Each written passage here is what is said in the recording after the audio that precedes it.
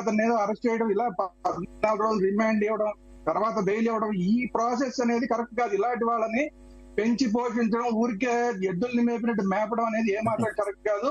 ఇలాంటి వాళ్ళని ఖచ్చితంగా ఎన్కౌంటర్ చేసి పడేయాలి. ఎన్కౌంటర్ చేయాలని చెప్పి హిందూ సంఘాలుగా డిమాండ్ చేస్తున్నాం. ఇలాంటి వాళ్ళని బతకనిచ్చడానికి అవకాశం లేదు. హిందూ ఆడపిల్లల్ని, హిందూ సమాజాన్ని టార్గెట్ చేసి, అంటే ఒక వ్యవస్థనే వీళ్ళు టార్గెట్ చేసేది. కేవలం సౌత్ ఇండియన్ మాత్రం కాదండి, సౌత్ ఇండియన్ అనేది ఒక పావు. వీళ్ళ అసలు టార్గెట్ హిందూ ధర్మం. హిందూ ధర్మాన్ని నాశనం చేసి ఈ దేశం హిందూ దేశంగా మిగలకుండా చేయాలని ప్రయత్నం చేస్తున్న వాళ్ళు వీళ్ళంతా దేశ ద్రోహులు. వీళ్ళని ఇమీడియట్ గా ఎన్కౌంటర్ చేయాలని చెప్పి, ఈ సాదిక్ అనేవాడిని ఇమీడియట్ గా ఎన్కౌంటర్ చేయాలని చెప్పి, అదే విధంగా ఏవైతే ఆస్తులు అతని దగ్గర నుంచి స్వాధీనం చేసుకుంటారో అవన్నీ కూడా సౌజన్య పిల్లాడు ఎవరైతే ఉన్నాడో అతనికి అందేలా చేయాలని చెప్పి హిందూ సంఘాలుగా మేము డిమాండ్ చేస్తున్నాం.